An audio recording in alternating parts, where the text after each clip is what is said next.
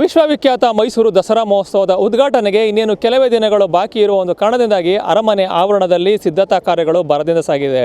ಅದರಲ್ಲೂ ಪ್ರಮುಖವಾಗಿ ಜಗತ್ ಪ್ರಸಿದ್ಧ ಮೈಸೂರು ಅರಮನೆಗೆ ವಿದ್ಯುತ್ ದೀಪಗಳನ್ನು ಅಳವಡಿಕೆ ಮಾಡುವಂಥ ಕಾರ್ಯವಕ್ಕೂ ಕೂಡ ಈಗ ಚಾಲನೆಯನ್ನು ನೀಡಲಾಗಿದೆ. ಅಂದಿನ ಆಳರಸರ ಕಾಲದಲ್ಲಿ ನಿರ್ಮಾಣ ಮಾಡಿರುವಂತಹ ಈ ಜಗತ್ ಪ್ರಸಿದ್ಧ ಮೈಸೂರು ಅರಮನೆಗೆ ಸುಮಾರು 1 ಲಕ್ಷಕ್ಕೂ ಹೆಚ್ಚು ವಿದ್ಯುತ್ ದೀಪಗಳನ್ನು ಅಳವಡಿಕೆ ಮಾಡಿದ್ದಾರೆ ಅಂತ ಹೇಳಲಾಗ್ತಾ ಇದೆ. ಈ ಒಂದು ಅರಮನೆಗೆ ಪ್ರತಿ ವರ್ಷದ ಒಂದು ದಸರಾದ ಸಂದರ್ಭದಲ್ಲಿ ಕೆಟ್ಟು ನಿಂತಿರುವಂತಹ ವಿದ್ಯುತ್ ದೀಪಗಳನ್ನು ಬದಲಿಸುವಂಥ ಕಾರ್ಯವನ್ನು ಮಾಡ್ತಾ ಬರಲಾಗುತ್ತೆ. ಪ್ರತಿ ವರ್ಷವೂ ಕೂಡ ಸುಮಾರು 25,000ರಿಂದ 30,000 ಬಲ್ಬ್ಗಳನ್ನ ಬದಲಾಯಿಸುವಂಥ ಕಾರ್ಯ ನಡೀತದೆ. ಅದೇ ರೀತಿ ಈ ವರ್ಷವೂ ಕೂಡ ಅರಮನೆಗೆ ಅಳವಡಿಸಿರುವಂಥ ಒಂದು ಕೆಟ್ಟು ನಿಂತಿರುವಂಥ ವಿದ್ಯುತ್ ದೀಪಗಳನ್ನು ಬದಲಾವಣೆ ಮಾಡುವಂಥ ಕಾರ್ಯ ಇದೀಗ ಭರದಿಂದ ಸಾಗ್ತಾ ಇದೆ.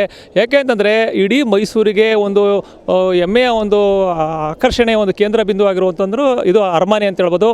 ಏಕೆಂದರೆ ದಸರಾ ಮಹೋತ್ಸವ ಇರ್ಬೋದು, ಬೇರೆ ಯಾವ ಸರ್ಕಾರಿ ರಜಾ ದಿನಗಳ ಇರುವಂಥ ಸಂದರ್ಭದಲ್ಲಿಯೂ ಕೂಡ ಇಲ್ಲಿ ವಿದ್ಯುತ್ ದೀಪಾಲಂಕಾರವನ್ನು ಕಣ್ತುಂಬಿಕೊಳ್ಳೋದಕ್ಕೆ ದೇಶ ವಿದೇಶಗಳಿಂದ ಲಕ್ಷಾಂತರ ಮಂದಿ ಪ್ರವಾಸಿಗರು ಮೈಸೂರಿಗೆ ಆಗಮಿಸ್ತಾರೆ.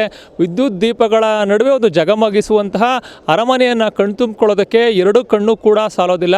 ಅಂತಹ ಒಂದು ಇತಿಹಾಸವನ್ನು ಹೊಂದಿರುವಂತಹ ಮೈಸೂರು ಅರಮನೆಗೆ ಪ್ರತಿ ವರ್ಷದ ಒಂದು ದಸರಾ ಮಹೋತ್ಸವದ ಸಂದರ್ಭದಲ್ಲಿಯೂ ಕೂಡ ವಿದ್ಯುತ್ ದೀಪಗಳನ್ನು ಬದಲಾವಣೆ ಮಾಡುವಂಥ ಕಾರ್ಯವನ್ನು ಮಾಡ್ಕೊಂಡು ಬರಲಾಗ್ತಾ ಇದೆ.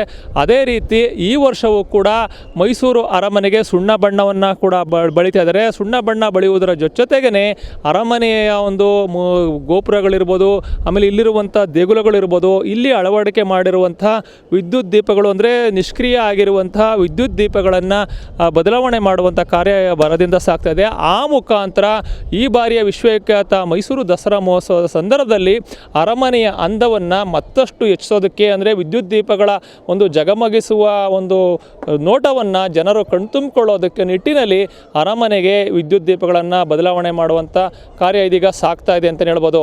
ಕ್ಯಾಮ್ರಾ ಪರ್ಸನ್ ಅರ್ಜುನ್ ಜೊತೆ ರಂಗಸ್ವಾಮಿ, ಪ್ರತಿನಿಧಿ ಮೈಸೂರು.